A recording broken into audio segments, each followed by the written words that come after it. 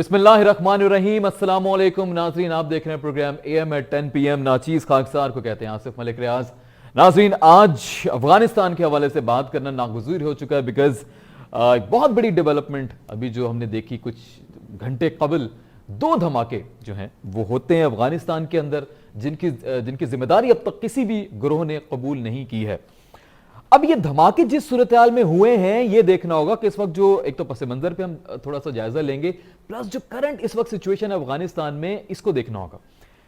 जो धमाके हुए हैं वो एयरपोर्ट से बाहर, उसका जो एबे गेट है जो कि बैरन होटल के पास, वहां पे धमाके होते हैं जी, जो कि अमरीकी इदारे ने और कुछ बरतानवी इदारे ने भी कंफर्म किया।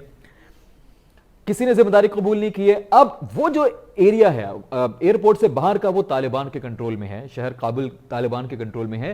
जो एयरपोर्ट के अंदर की सिक्योरिटी है वो अमरीकी फौज के पास है।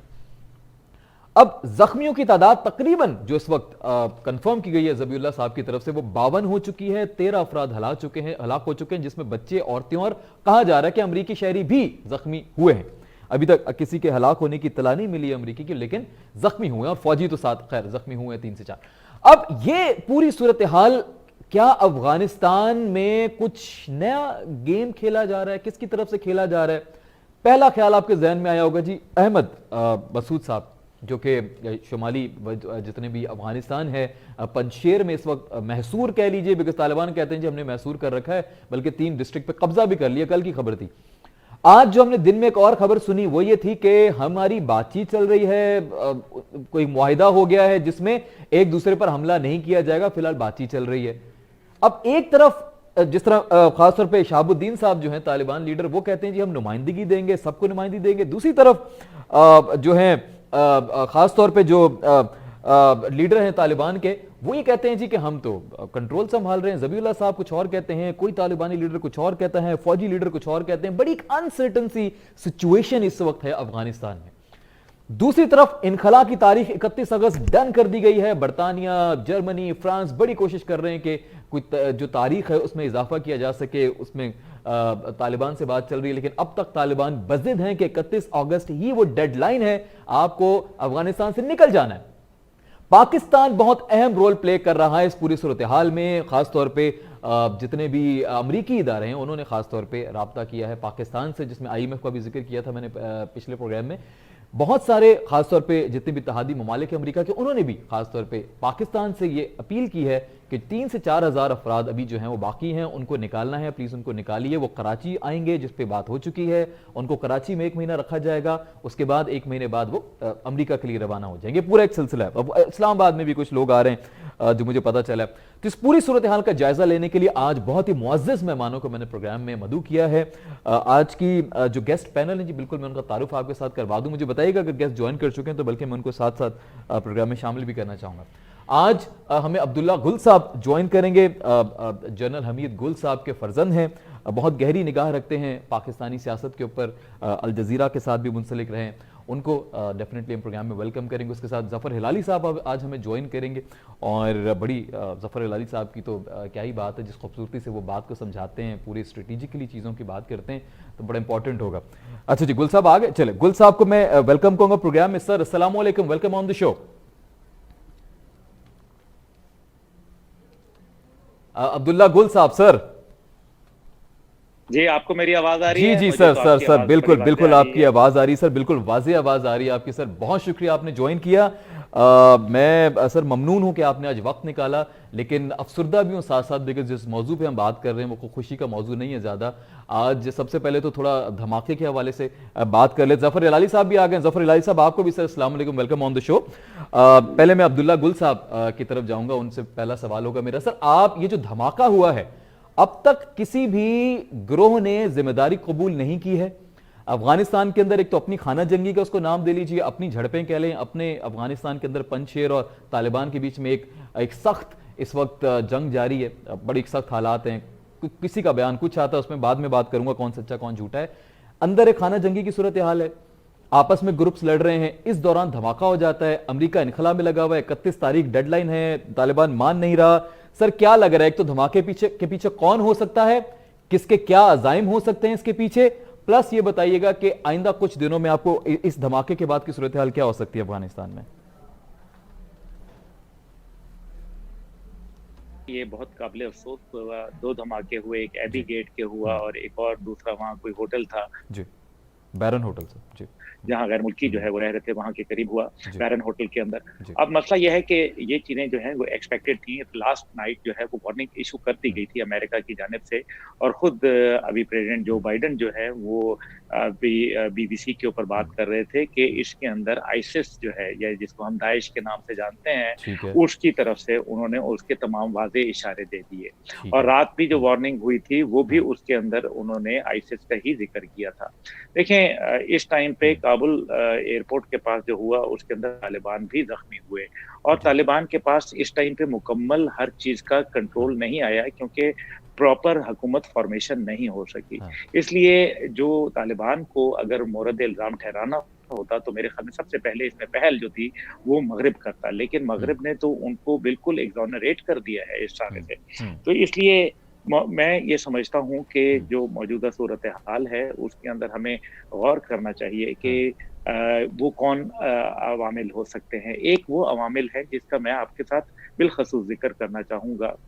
वो ये है कि दाइश जो है वो हम्म, उससे लड़ने के लिए तो मुल्ला अख्तर मंसूर ने जो है हाँ। बकायदा ग्रुप्स बनाए थे जो दाइश को लड़ रहे थे। बिल्कुल और ऐसा ही है। दाइश किसके कंधे पे पनप रही थी? जी। दाइश बका कैंप जो है वहां से हम्म, निकल के किस तरह आई थी? दाइश के वो हाँ। जो बकायदा 7-7 किलोमीटर लंबे कॉन्वाय हम्म, इराक में जा रहे थे, तो क्या उनको अमेरिका की ड्रोन और उनकी हम्म, सैटेलाइट्स नहीं वॉच कर रही थी? और फिर क्या ही वजह है कि फलूजा से जब निकलते हुए हम्म, $2 बिलियन जो है वो छोड़ दिया गया। जी। और दो हम्म, बिलियन डॉलर जो है वो क्यों छोड़ दिया गया बैंकों में? हम्म, ये बात बड़ी अजीबोगरीब थी, जो कि हम्म, मेरे ख्याल में किसी सूरत नहीं समझ आई, जो कि दाइश के हाथों में लग गया। हम्म, बहरहाल हम्म, मैं जिस तरफ इंडिकेट कर रहा हूँ वो आप हम्म, खूब बखूबी समझ गए जी। हैं, हमारे जी। लोग भी समझते हाँ। हैं। इसलिए जो गैर मुल्की फौजें जब वहां मौजूद थी, हम्म, अमेरिका समेत दुनिया के 48 ममालिक थे, हाँ। क्या उन्होंने दाइश के ऊपर लड़ने के लिए कोई ग्रुप्स फॉर्म किए थे? क्या काबुल हुकूमत जो उस टाइम पे 3.5 लाख फौज लेके बैठी थी, क्या उन्होंने दाइश या दीगर इस किस्म के दहशत ग्रुप्स है जिनमें ईटीआईएम था, यूआईएम था, उसके अंदर लश्कर जमातुल अहरार थी, टीटीपी था, क्या उनके खिलाफ कोई ऐसी कार्रवाइयां करते हुए नजर आए? तो तालिबान के ऊपर इस टाइम पे मेरे ख्याल में एक बहुत दबाव है। तालिबान जो है वो किसी सूरत नहीं चाहते ये गैर मुल्की फौजों में उनके इनखला में ताखीर हो जाए। G7 कॉन्फ्रेंस के अंदर जो बाइडन ने बिल्कुल बोरिस जॉनसन साहब की बात को रद्द कर डाला, और उन्होंने 31 अगस्त को जो डेट है वही फाइनलाइज रखी है। बिल्कुल ऐसा ही है। और इस टाइम पे देखें, गैर मुल्की फौजों को अगर हमला बनाना हो हम्म, तालिबान की जानिब से, बिलफर्ज अगर हम्म, किसी के ख्याल में है, तो मेरे ख्याल में उनको खुद कुछ धमाका करने के बजाय बमबारी अगर वो कर दें, तो मेरे ख्याल में 6,000 फौजी जो एक बहुत हम्म, थोड़ी जगह के ऊपर बैठे हैं, जो सिर्फ अमरीकी फौजी है, हाँ। उसके अलावा बरतानवी फौजी हैं, जी। उसके अलावा जर्मन फौज है, हम्म, उसके अलावा फ्रांस के लोग हैं, नॉर्वे के लोग बैठे हुए हैं, हम्म, टर्की के लोग बैठे हुए हैं। काफी तो तहाइफ ये है सारे जो है अगर जी। एक, हम्म, मैं कहता हूँ अंधा जो है गोला चला दिया जाए, जी। तो शायद 200-250 आदमी तो इस तरह से जो है वो हम्म। हलाक किए जा सके। ये तालिबान कार्रवाई पे तो ब्लेम सरासर नहीं उन जा लोगों सकता की इस है। वक्त because they are on already strong position. मेरे ख्याल में वो इस तरह की गलती कर भी नहीं सकते, उनसे एक्सपेक्ट भी नहीं कर सकते आप, और इसमें बैरूनी कुव्वतें एक हो सकती गुजारिश हैं। है, इसमें जी जी, प्लीज प्लीज। एक गुजारिश और करना जी प्लीज चाहूंगा। प्लीज। एक वो कुव्वत भी तो मौजूद है ना हाँ। जिनको सेंस ऑफ बिट्रेल हुआ है, जिनको ये आप एहसास भारत की हुआ बात है कर कि रहे हैं उनको सर, आप क्लियरली जिनको कह दें जो ना। कुव्वतें, हाँ। नहीं मैं बता रहा हूं कि हाँ। अफगानिस्तान में कुछ ग्रुप जी। जिनको भारत की पुष्टपनाही हासिल थी, उनको ये हो रहा है कि हम्म। भारत और अमेरिका और उसके हवारी हमें छोड़ छाड़ के चले गए, हमें जो हाँ। है वो सीढ़ी के ऊपर चढ़ा के हाँ। ऊपर से पीछे से सीढ़ी खींच ली। उनको ये हम्म, एहसास हो रहा है, ये सेंस ऑफ बिट्रेल के हम्म, नतीजे में हम्म। धमाका हुआ है, मान ले मेरी बात। चलें, ठीक हो गया। मैं जफर हिलाली साहब से भी उनकी राय ले लूं। जफर साहब भी काफी गहरी निगाह रखते हैं, तो देखते हैं जफर साहब को क्या लग रहा है। जफर हिलाली साहब, प्लीज आप जरा तजिया कीजिएगा, आपको क्या लग रहा है, ये धमाका क्यों हुआ, किसी के क्या अजाइम हो सकते हैं, कौन इसके पीछे हो सकता है, और उसके बाद की सूरत हाल कैसी हो सकती है सर? देखिए, अमेरिकन जो कह रहे हैं मेरे ख्याल में इस वक्त सही कह रहे हैं। अच्छा। अमेरिकन रिपोर्टिंग जो हो रहा है जी। उससे, जी। और वो ये है कि आईसिस के माने आईसिस खुरासान, ये जो लोग हैं ये खास तौर पे जी। तालिबान के खिलाफ हैं और अमेरिका के भी खिलाफ हैं। तो अब उनको एक मौका मिला है, एक जगह, एक छोटी सी महदूद जगह में इतने सारे लोग इकट्ठे हुए हैं जिनमें, और जो क्या कहते हैं, वो रेपुटेशन जो है अमेरिका का, तालिबान का, इन दोनों का एट स्टेक है। तो भाई क्यों नहीं जाके इधर एक अटैक करें? ये दो हमारे दुश्मन हैं, इन दोनों को हम मार भी सकते हैं और एम्बैरस भी कर सकते हैं, और इनको पब्लिसिटी हम अपनी खुद ले सकते हैं। मेरे ख्याल में ये एक ऑब्वियस टारगेट हो गया था, इसलिए वो कह रहे थे कि 12 घंटे पहले लोगों ने कहने लग गए थे कि अटैक होने वाला है। तो अटैक से आपको क्या लग रहा है कि रोका क्यों नहीं जा सका सर? अगर अमेरिका ऑलरेडी वहां पे इतना एक्टिव था तो क्या इससे बचा जा सकता था? अमेरिका की मौजूदगी रश में जिस किस्म का उधर रश है, एक सुसाइड बॉमर तमीज में अपना पहन के अकेले निकला है, क्या आप सबकी तलाशी करेंगे? सबको आप very right sir, very right. मेरे ख्याल में आउट ऑफ द क्वेश्चन, ऐसे तो ये होना था। और क्या पता, एक है अब एक तो हुआ है, शायद और होगा, वो ठहरा हुआ है मैक्सिमम इम्पैक्ट के लिए, 1 दिन करेगा, 1.5 दिन करेगा, एक और ये सब ले, तो 5 दिन तो बाकी है। Very very true sir. मैं अब्दुल्ला गुल साहब आपकी तरफ आऊंगा ये सवाल लेकर कि पाकिस्तान का जो रोल है थोड़ा उस पर बात कर लें पहले, जो इनखला के हवाले से, बाद में इनखला पे हम डिटेल में बात करते हैं, लेकिन पाकिस्तान के रोल पे पहले बात किया जाना जरूरी है, बिकॉज इस वक्त आप यूं समझें कि मेन हेडलाइन न्यूज़ भी है कि तकरीबन 3 से 4 हज़ार अफराद को पाकिस्तान जो है वो इनखला में मदद करेगा। वो कराची में रहेंगे 1 महीना, उसके बाद वो जाएंगे अमरीका। आपको पाकिस्तान का रोल सर इस वक्त कैसा नजर आ रहा है? बिकॉज अब तो दुनिया की नजरें आ गई हैं पाकिस्तान पे, पहले तो कह रहे थे शायद पाकिस्तान को भी भूल गए, सब ब्लेम गेम शुरू हो गया था। देखिए, सीधी सी बात है कि क्या ये 2001 के मुआहदे के अंदर कहीं लिखा हुआ है? क्या 2001 का मुआहदा जो कि माजी की हुकूमतों और मौजूदा हुकूमत ने जिसकी तौसीक की, क्या उसके अंदर ये शिकें मौजूद हैं? और अगर नहीं है तो फिर ये बताएं कि अगर लोगों ने इनखलाई करना है तो उनको अगर 2 दिन के अंदर या 5 दिन के अंदर पाकिस्तान लाया जा सकता है, तो उनको 1 महीना कराची रखने का मकसद जो है वो जरा मुझे समझ नहीं आ रहा। साफ सी बात है, ये मैं डाइजेस्ट नहीं कर पा रहा। दूसरी बात ये है कि क्या नेबरिंग उज्बेकिस्तान नहीं है, क्या ताजिकिस्तान नहीं है, क्या तुर्कमानिस्तान नहीं है, तो फिर उन ममालिक क्यों नहीं लेकर जाया जा रहा? और जितनी देर में पाकिस्तान पहुंचा जा सकता है, आप उतनी ही देर में पहुंच के आप इंडिया भी पहुंच सकते हैं। तो इंडिया जो आपका एलाई रहा, आप जिसको आप नेचुरल एलाई गर्दानते हैं, स्ट्रेटेजिक पार्टनर कहते हैं, उनके साथ पींगे बढ़ाते हैं, उनके साथ माजी में ओबामा रिजीम जो है वो 68 दिफाई मुआहदात उनकी झोली में डाल के चली जाती है, उनके साथ जो है वो आप हर किस्म की हाउडी मोदी जो है वो खेलते हैं। तो फिर मकसद ये है कि आपने इंडिया को क्यों नहीं कर दिया? ये मौका तो इंडिया को मिलना चाहिए कि वो अपने अमेरिकन मेहमानों की, और वो लोग जो अफगानिस्तान के अंदर नाजायज तरीके से काबिज थे, भारत उनकी जो है वो क्यों नहीं मेहमान नवाजी कबूल करता? क्या स्टिक एंड कैरेट की गेम में सिर्फ जो स्टिक्स हैं वो पाकिस्तान के लिए रह गई हैं? क्या हमारे $700 मिलियन जो हैं कोएलिशन सपोर्ट फंड के, ये हिलाली साहब बैठे हैं, बहुत अच्छा जानते हैं, माशाल्लाह पढ़े लिखे इंसान हैं, तो फिर ये बताएं कि वो हमें वापस कर दिए गए हैं? क्या हमें जो है वो कोई कश्मीर के हवाले से कोई खास पाकिस्तान को लेवरेज दी जा रही है? कोई वेपन ऐसे पाकिस्तान को दिए जा रहे हैं? क्या जो है न्यूक्लियर क्लब में मेंबर दी जा रही है? क्या हमारे साथ कोई ट्रेड वॉल्यूम जो है वो बढ़ा दी गई है? तो हजूर ये क्या हो रहा है? मैं समझने से कासिर हूं कि उन लोगों को 1 माह तक जो है आप यहाँ कराची में बिठाएंगे, उनकी सिक्योरिटी का कौन बंदोबस्त करेगा? और फिर आपको पता है पूरी दुनिया की इंटेलिजेंस एजेंसीज और खास तौर पे वो लोग जो कुलभूषण यादव और उसके जो साथ देने वाले लोग थे, क्या उनको नहीं मालूम कि एक खुदा ना खास्ता कोई बदमज़गी का वाकया अगर कराची के अंदर पेश आ गया तो पूरी दुनिया पाकिस्तान की जय जयकार करने के बगैर बजाय हाहाकार कर देगी। और 3 से 4 हज़ार एक अच्छा फिगर होता है, बड़ा फिगर है। कोई हम यहाँ 100-200 लोगों की बात नहीं कर रहे हैं, 3 से 4 हज़ार एक बड़ा फिगर है। उनकी जिम्मेदारी, तमाम तर चीजें, फिर पाकिस्तान के अपने हालात, बिल्कुल मैं एग्री करूंगा। जफर हिलाली साहब से राय लेते हैं। सर आपको क्या लग रहा है, ये जो 3 से 4 हज़ार अफराद को लाया जाएगा, इत्तेहादी फौज के कहने पर 1 महीना यहाँ रखा जाएगा, फिर अमरीका भेजा जाएगा, सर इस सूरत हाल को आप कैसे देखेंगे? देखिए, अब्दुल्ला गुल साहब ने बिल्कुल सही बात की है। सही।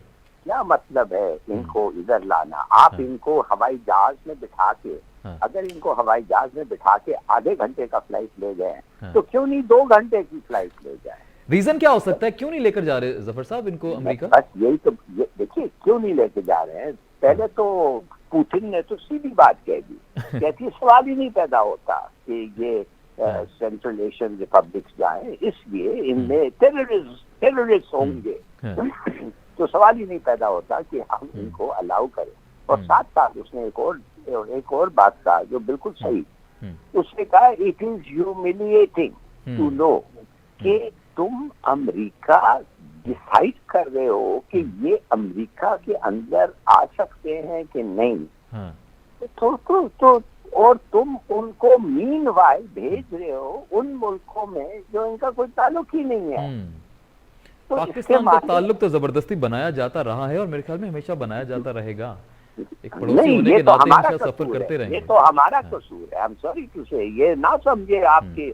हमें बड़ा आसान था, हम कहते हैं ऑफ कोर्स नॉट, नो, हमने बहुत बड़ा फेवर किया आपको कि हमने प्लेन भेज के उनको उठा लिया है। इस हद तक तो हमने किया है, मगर अब आप ले जाएं, उधर ले जाएं, ये जो GCC मुल्क हैं, जो तो अमेरिकन पेट्रोल स्टेशन है, बहरीन और दुबई और ये वो, उधर ले जाए उनको, तंबू लगाएं और उधर रखें इनको। और जिस खदशे का जिक्र किया है अब्दुल्ला गुल साहब ने कि अल्लाह न करे कोई वाकया अगर पाकिस्तान में उनके साथ हो जाता है तो बड़ा हौलनाक हो जाएगा, ये पूरी सूरत हाल खौफनाक हो जाएगी। आपको क्या लग रहा है?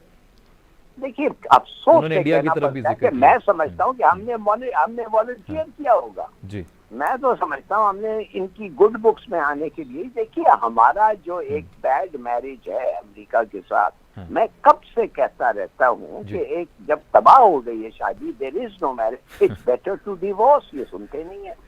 हम इस पोजीशन में हैं, हम इस पोजीशन में हैं डिवोर्स देने के। एब्सोल्युटली नॉट तो हमने कह दिया है, इससे आगे को कदम रखने की है हमारी जसारत आका के हुजूर। तो फिर आपको ऐसे ही इस्तेमाल किया जाएगा। आई मीन हद हो गई। ना उन्होंने आपको विश किया आपके इंडिपेंडेंस पे, ना बात किया, और इस तरीके से आप एक चीजें। आखिर आदमी कहता है कि why are we taking it. अच्छा। और फिर आदमी वो कहता है भाई यू आर टेकिंग इट, इसके आप बेशरम है, और क्या हो सकता है। तो इसको आप यूं भी कह सकते हैं, मैं आपकी बात को, कि बेगानी शादी में अब्दुल्ला दीवाना, हम कहीं अब्दुल्ला तो नहीं बन गए इस पूरी सूरत हाल में? जी बिल्कुल। अच्छा ठीक है, चले, ये एक जरा मजाक मैंने बात की है। मैं अब्दुल्ला साहब आपकी तरफ आऊंगा, इत्तेफाक से सर आपका नाम अब्दुल्ला है, प्लीज बुरा मत मानिएगा, वो मजाक में मैं बात कर रहे हैं। मुझे सर ये बताइएगा कि अब ये एक सूरत हाल तो बाहर की सूरत हाल है, सबसे ज्यादा जो कंफ्यूजिंग इंपॉर्टेंट पहलू है इस पूरी सूरत हाल का, वो अंदर की जो हालात हैं अफगानिस्तान के, इस पे मैं पर्सनली बहुत कंफ्यूज हूं। आप जितने भी मेरे मौजूद मेहमान हैं इनसे मैं जानना चाहूंगा, आपसे भी, जफर साहब से भी, कि इस वक्त अफगानिस्तान के अंदर की एक्चुअल सूरत हाल क्या है। ये अहमद शाह मसूद साहब के जो बेटे हैं अहमद मसूद साहब, वो, दूसरी तरफ तालिबान। एक बयान आता है सब अच्छा है, बातचीत चल रही है, दूसरा बयान आता है 3 डिस्ट्रिक्ट कब्जे में कर लिए, मैसूर कर लिया। अहमद साहब कहते हैं मैं हथियार नहीं डालूंगा, वो कहते हैं बातचीत चल रही है, आज कह रहे मुआहिदा हो गया, कोई किसी पे अटैक नहीं करेगा। सर एक्चुअल सूरत हाल क्या है अब्दुल्ला साहब? सर देखिए, एक तो मैं जफर हिलाली साहब की बात को एंजॉय करना चाहता हूँ। उन्होंने जो एक मैरिज के हवाले से बात कही है, उसमें आपने और एक लफ्ज बोला एब्सोल्युटली नॉट। अगर आप लोगों ने नहीं समझा एब्सोल्युटली नॉट का मतलब, उन्होंने कहा कि एब्सोल्युटली नॉट, हम अमेरिका से जान बिल्कुल नहीं छुड़ाना चाहते, एब्सोल्युटली नॉट। हम अमेरिका को अपने से किसी सूरत दूर नहीं करना चाहते, एब्सोल्युटली नॉट। पुरानी यारियां सर, पुरानी यारियां हैं, वो टाइम लगेगा ना जुदा होने में, इतना जल्दी नहीं हो सकता। देखिए, कहना तो फ्रेंड्स नॉट मास्टर्स ही पड़ेगा ना। बात यह है कि ये आपको वक्त बहुत जल्दी आ जाएगा, फ्रेंड्स नॉट मास्टर्स। अब मसला यह है कि अफगानिस्तान के हवाले से मैं आपको बताऊं, मेरी आज सुबह ही कहीं बातचीत हुई है अफगानिस्तान के अंदर। तो अहमद मसूद साहब के हवाले से जो सबसे बड़ा एक इल्जाम आ रहा है, जिसकी वजह से वो ग्राउंड सपोर्ट अपने अवाम की खो रहे हैं, वो ये है कि अहमद शाह मसूद जो थे वो एक बहुत बड़े मुजाहिद थे। उन्होंने बहुत बड़ा रशिया का वार जो है वो बहुत No बड़े doubt. हीरो, बहुत No बड़े doubt. हीरो। कोई एक्सेप्ट और करेगा क्या? उन्होंने जो है, क्योंकि मैं तो उनसे मिला हुआ हूँ और ओह, उनके घर में क्या मेहमान बात भी है रहा सर, हूँ, क्या बात इसलिए है मुझे सर, पता है। क्या बात और उनके साथ गाड़ी में ट्रैवल करता रहा, बहुत है। मुझे वो प्यार करते थे, अल्लाह उनको गरीक रहमत फरमाए। आमीन। उन्होंने एक जो है वो पूरा महाज जो है वो रोके रखा रूस के खिलाफ जी। नॉर्थ के अंदर। हाँ। अब सवाल ये पूछा जाता है अहमद मसूद से कि जब अमेरिका हम्म, आया तो हम्म, आपके बाप ने तो जो एक एग्रेसर था रूस, हाँ, उसके खिलाफ जहाद का ऐलान किया, लेकिन जब अमेरिका आया तो हम्म, आपने क्या मज़ाहमियत का ऐलान किया? हम्म, आप तो मज़ाहमियत उनके हाँ, खिलाफ कर रहे हैं जिन्होंने अमेरिका को भगा दिया वहां। तो हम्म, एक ये उनकी जो मॉरल वेरी अथॉरिटी स्ट्रॉन्ग है यहाँ पॉइंट, वीक हो गई है। Very strong point. दूसरी बात, हम्म, हाँ, दूसरी बात जो उसके अंदर है वो ये हम्म, है कि पहले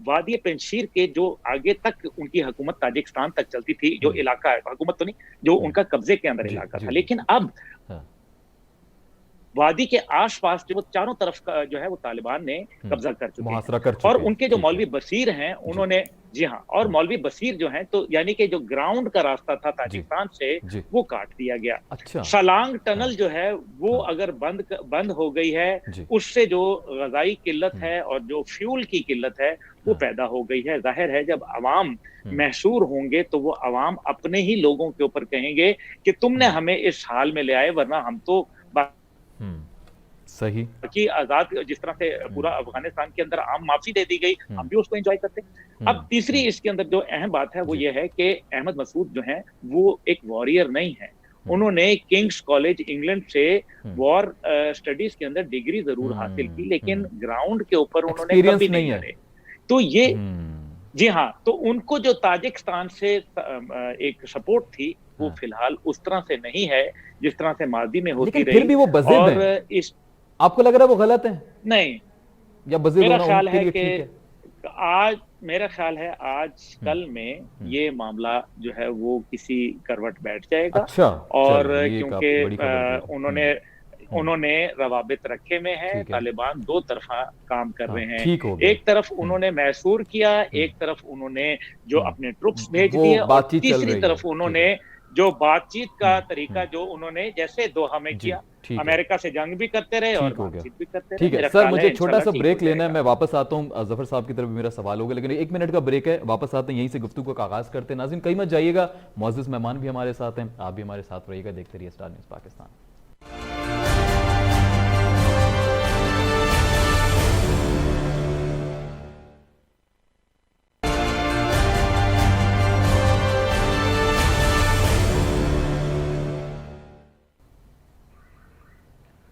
जी नाज़रीन, वेलकम बैक। लौट कर वापस आ चुके हैं जी। बात हो रही है अफगानिस्तान में करंट सिचुएशन के हवाले से।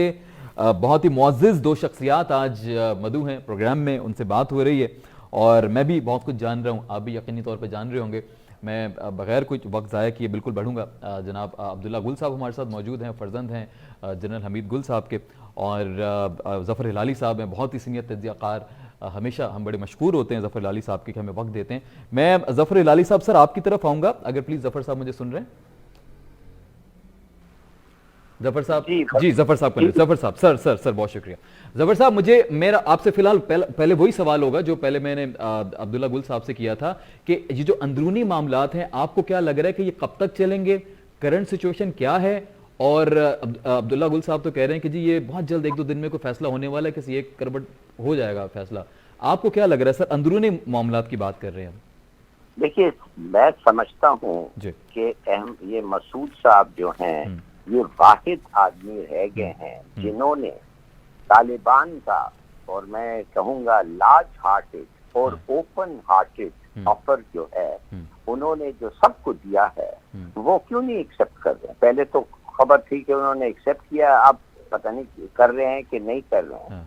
तो मैं ये जानना चाहता हूँ कि अगर अब्दुल्ला को और क्या नाम है उसका, Hamid Karzai council lead membership, वो 12 लोगों के काउंसिल में उनको आप जगह दे रहे हैं, तो वो उनका क्या फॉलोइंग है? ये तो दोनों तो बिके हुए लोग हैं, ये तो पहले से अमेरिकनों के साथ। इनको भी कोई ऑफर की गई होगी, अहमद मसूद साहब को भी ऐसी कुछ?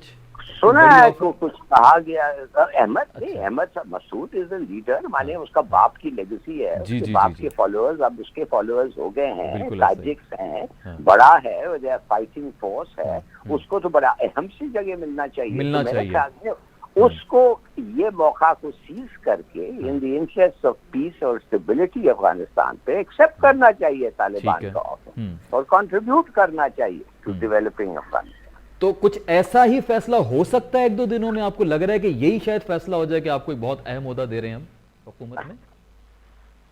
सर ये समझा नहीं, क्या कह रहे हैं सर हम? आपको लग रहा है कि अहमद मसूद साहब को जो 1-2 दिन में अभी लग रहा है कि शायद कुछ फैसला हो जाएगा, तो क्या ये फैसला मुमकिन है अहमद मसूद साहब को कोई बड़ा ओहदा दिया जाए?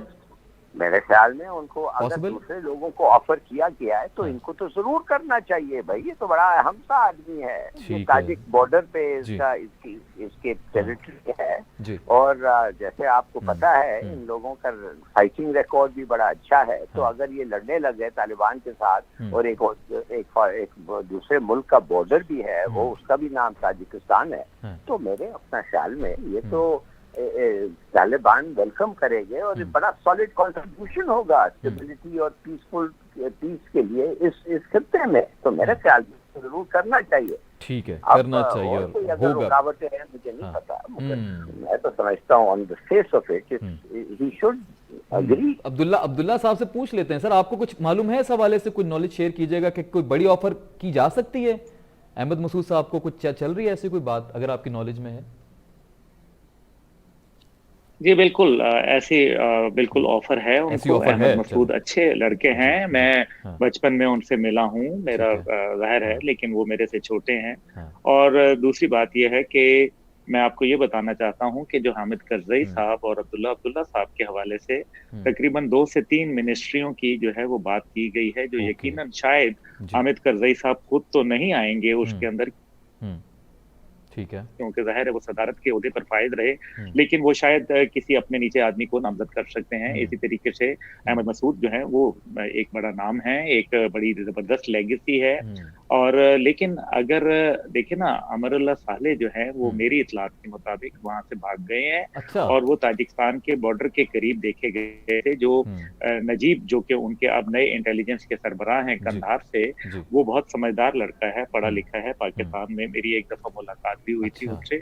और नजीब साहब जो हैं वो, उनका ये सस्पेक्ट है कि क्योंकि इस टाइम पे ज़ाहिर है एक ऐसा अफगानिस्तान के अंदर अनसर्टेनिटी है कि तालिबान उस अंदाज में कंट्रोल पे तो नहीं आए, इट विल टेक टाइम। और जाहिर है यूएस एग्जिट के बाद ही कुछ खद्दोखाल वाजे हो सकेंगे। इसलिए देयर आर 2 पॉसिबिलिटीज, एक यह है कि वो ताजिकिस्तान से फरार हो जाए, और दूसरा यह है कि वो ईरान की तरफ चले जाए। अब अहमद मसूद जो है उनको ये समझना चाहिए कि पाकिस्तान जो है अमरुल्लाह सालेह के लिए क्या ख्यालात रखता है। अमरुल्लाह सालेह जो है वो इंडिया के तरफ से जो है वो, आपको पता है, एक बहुत झुकाव है उनका, बल्कि मैं समझता हूँ कि एक पुराना याराना है उनके साथ। वो तमाम जी, जितने भी ऑफिसर्स थे सबका ही था। और गौरव वालिया ये कह चुके हैं कि उनके अहमद मसूद साहब के अकाउंट में जो है नॉर्दर्न अलायंस के $1 मिलियन आप मंथ का दे दें और उनको T-90 टैंक और दीगर असला फराहम कर दें, तो वो जो है ये लिंगर ऑन कर जाएगा। ये बात जाहिर है पाकिस्तान के लिए काबिल कबूल नहीं होगी, और पाकिस्तान एक अहम तरीन मुल्क है, और ये दुनिया का वो वक्त आ गया कि पाकिस्तान की हाँ में हाँ हो सकती है और पाकिस्तान की ना में ना हो सकती है, बशर्ते के पाकिस्तान अपने पूरे कद से खड़ा हो। बहुत खूबसूरत बात। मैं जफर इलाही साहब सर आपकी तरफ आऊंगा। भारत की थोड़ी बात कर लेते हैं। अब मेरे ख्याल में इतना तो उनका हक बनता है, इतना उन्होंने किया अफगानिस्तान के लिए, तो थोड़ा हम भी उनको जिक्र कर ही लें उनका। आपको क्या लग रहा है कि भारत जिस तरह कट ऑफ हुआ है, वैसे तो तालिबान ने कहा है कि जी आए वो अपना काम करें, तिजारत सब ठीक है, अब फिर बाद में थोड़ी सी धमकी भी दी कि अपने काम से काम रखें, आप मुदाखलत ना करें हमारे मामलात में, भारत को, अभी 1 हफ्ते कबल। आपको क्या लग रहा है सर, भारत का क्या कोई रोल हो सकता है फ्यूचर में? नंबर 1। नंबर 2, अगर भारत को रोल नहीं मिलता, और वो कहते हैं ना कि खसियानी बिल्ली वो सर नोचे, समथिंग इस तरह, खंबा नोचे, हाँ, खसियानी बिल्ली खंबा नोचे, तो क्या भारत की वो सूरत हाल है? अगर उस सूरत हाल में भारत है तो क्या कोई रिएक्शन आ सकता है भारत की तरफ से पाकिस्तान के खिलाफ या अफगानिस्तान में? भारत के लिए और अमेरिका के लिए बहुत ही जरूरी है कि कम से कम वो इलाका हमारा जो बलूचिस्तान के साथ अफगानिस्तान का मिलता है, उधर उनके कोई एसेट हो, इसलिए उधर से वो फिर अपना कार्रवाई करते हैं सीपेक और बलूचिस्तान के खिलाफ। और अगर मैं तो समझता हूँ कि लिटमस टेस्ट है हमारा जो तालिबान के साथ और फ्यूचर कोलैबोरेशन और कोऑपरेशन कि अफगानिस्तान के जो इलाके हैं बॉर्डरिंग बलूचिस्तान, उन पे इनका पूरा गिरफ्त हो गवर्नमेंट, काबुल के गवर्नमेंट को, और इनको रोके। इसलिए अगर इनको ना रोके या खुदा ना खास्ता किसी तरीके से, इसलिए कि उनका पुराने कॉन्टैक्ट्स हैं टीपीपी के साथ, उनको भी नहीं पूरा रोक सके, तो पाकिस्तान के लिए ये जो डेवलपमेंट हुआ है, जो हम समझते हैं कि फुल ऑफ गुड प्रोस्पेक्ट, ये तो फिर वही बात हो जाएगी जो अमेरिकनों के जमाने में थे, जिधर ये अब्दुल्ला साले और ये गनी और वो मुनीब और दूसरे जो थे मिलके तबाही मचा दी। वो तो मुझे तो किसी ने बताया कि इंडियन ट्रूप्स, इंडियन ऑफिसर्स को तो बिल्कुल बॉर्डर के नेट पे जाके वो ऑपरेशंस को और कंडक्ट कर रहे थे, इन द सेंस कह रहे थे इधर से जाओ, उधर से जाओ, ऐसे जाओ, ऐसे जाओ। तो देखिए तो अनएक्सेप्टेबल। तो मेरे ख्याल में हमारे लिए लिटमस टेस्ट वो आएगा जब देखेंगे कि बीएलए और टीटीपी के साथ हमारे पाकिस्तान में जो जमातें उनके साथ मिलकर काम करती हैं भारत के साथ, प्लस स्लीपर सेल्स। हमने एक ऐसा वाकया हुआ भी अभी हमारे बलूचिस्तान के अंदर जिसमें हमारे आर्मी के जवान शहीद हुए। मैं अब्दुल्ला हमीद गुल साहब, सर आपसे मैं जानना चाहूंगा आप क्या राय रखते हैं भारत के हवाले से, क्या वो इस पागलपन में कोई रिएक्शन दिखाएगा? किस तरह का रिएक्शन दिखा सकता है? हमने ऑलरेडी कोई प्रेडिक्ट किया हुआ है? क्या ऑलरेडी हम रेडी हैं इस तरह की किसी सूरत हाल के लिए? देखिए, भारत का जो ताल्लुक अफगानिस्तान के साथ है, उनका एक ही ताल्लुक है, एक ही रिश्ता है अफगानिस्तान के साथ। और वो वही रिश्ता है जो शहाबुद्दीन गौरी का पानीपत के साथ था। अच्छा। वो अहमद शाह अब्दाली का जो दिल्ली के साथ था, और जो महमूद गजनवी का सोमनाथ के साथ था। और भारत के ये अफगानिस्तान में ही एक माउंटेन रेंज है जिसको तकरीबन 800 किलोमीटर ये लंबी माउंटेन रेंज है, जिसको हिंदू कुश कहा जाता है। हिंदू कुश का मतलब तो आप समझते ही हैं। जी। और ये मैंने नाम तो जी प्लीज चेक कीजिएगा, मैं आवाज सुनने से कासिर हूं। जी उनको दोबारा कनेक्ट कीजिए। मैं जफर इलाली साहब की तरफ बढ़ूंगा। जफर साहब प्लीज मेरा आपसे, जफर साहब है हमारे साथ?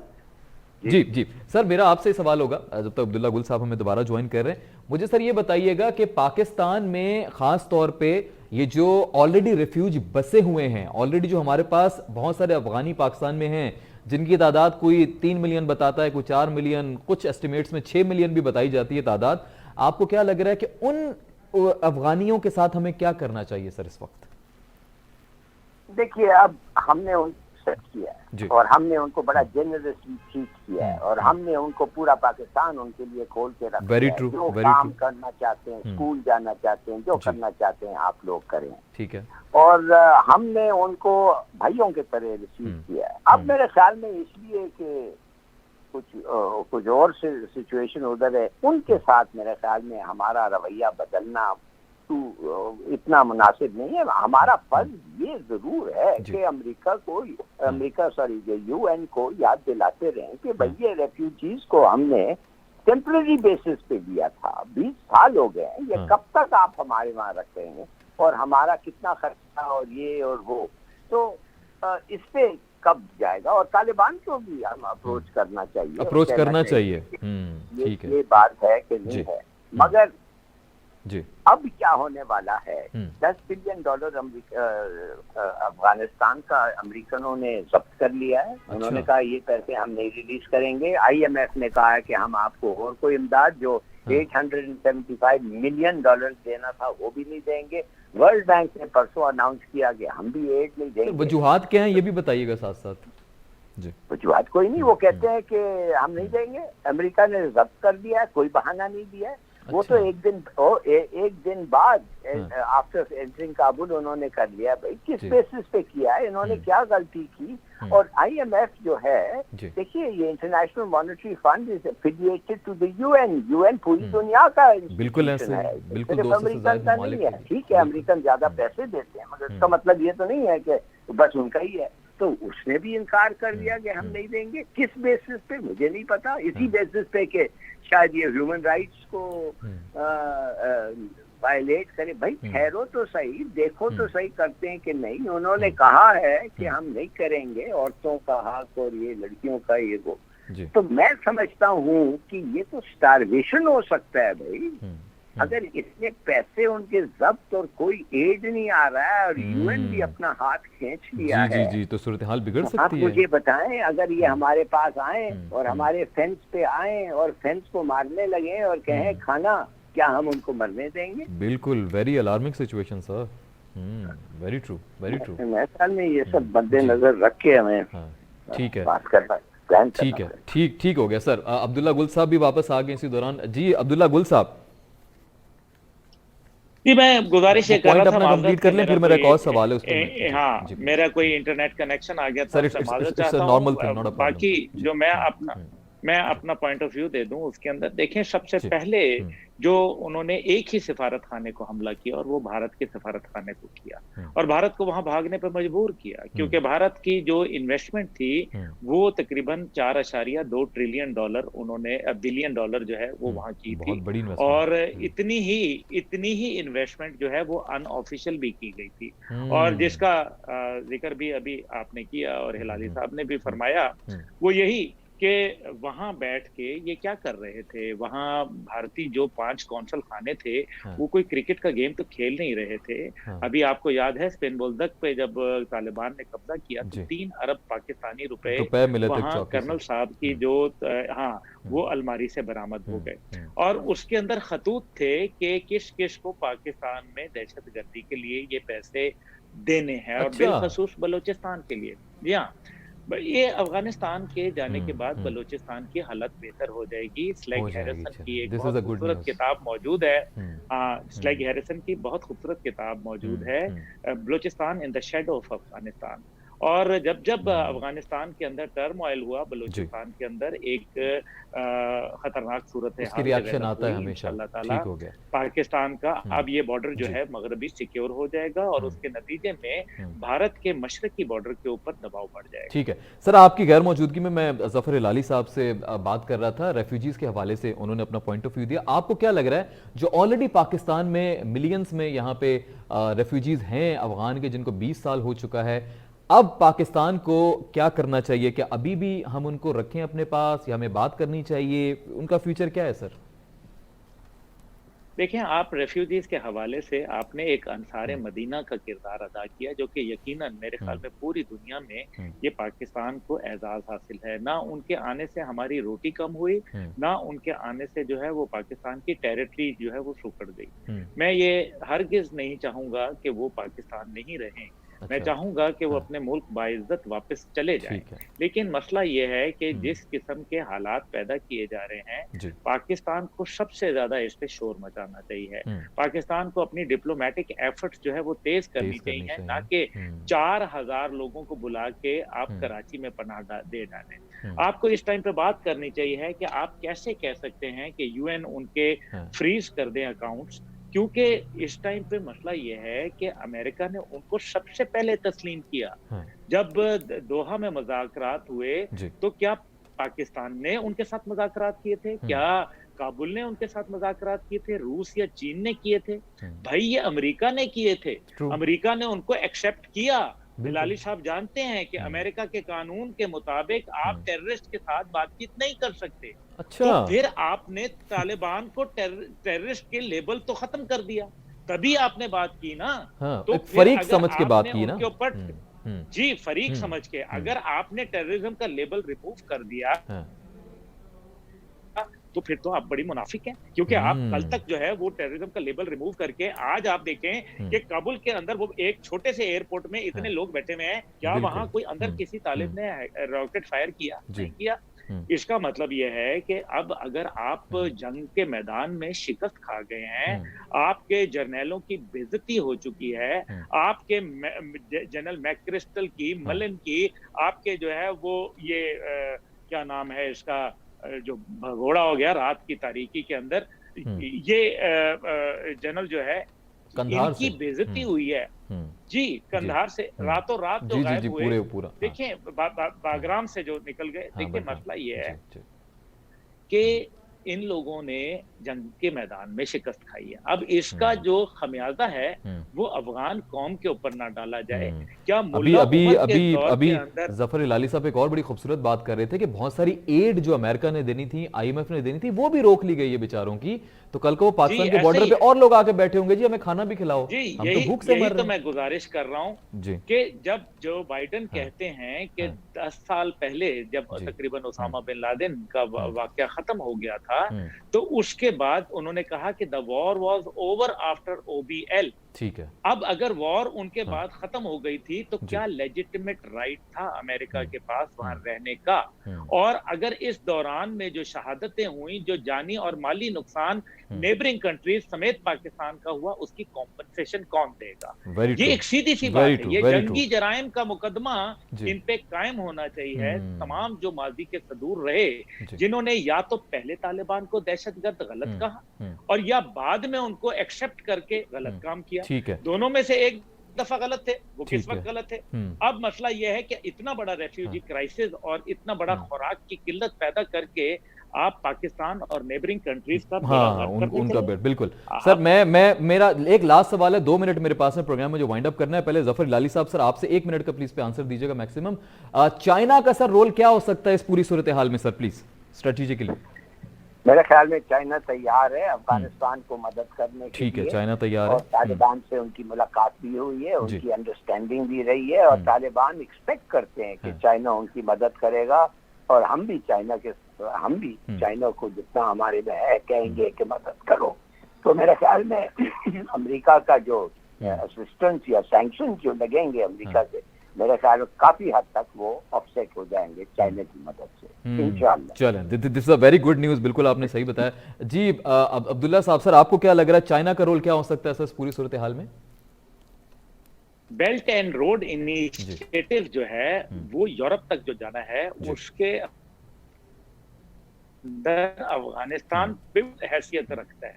उनके बगैर ये BRI मुमकिन नहीं होगा। ठीक है। और अभी जो मुल्ला जी सर, ठीक, अच्छा जी, मेरे ख्याल में डिस्कनेक्ट हो गए हैं सर। मैं बड़ा शुक्रगुजार हूँ जफर इलाली साहब का। सर आपका भी प्रोग्राम का वक्त बिल्कुल ख़त्म हो चुका है। अब्दुल्ला हमीद गुल साहब का भी बहुत शुक्रिया कि उन्होंने वक्त निकाला, आज पूरे घंटे इस पूरी सूरत हाल का जायज़ा लिया। इंशाल्लाह कल नाज़रीन आपसे मुलाकात होगी किसी नए मौजू के साथ। तब तक के लिए आसिफ मलिक रियाज को दीजिए इजाज़त। अपना बहुत सारा ख्याल रखिए। देखते रहिए स्टार न्यूज़ पाकिस्तान। फ़ी अमानिल्लाह। पाकिस्तान जिंदाबाद।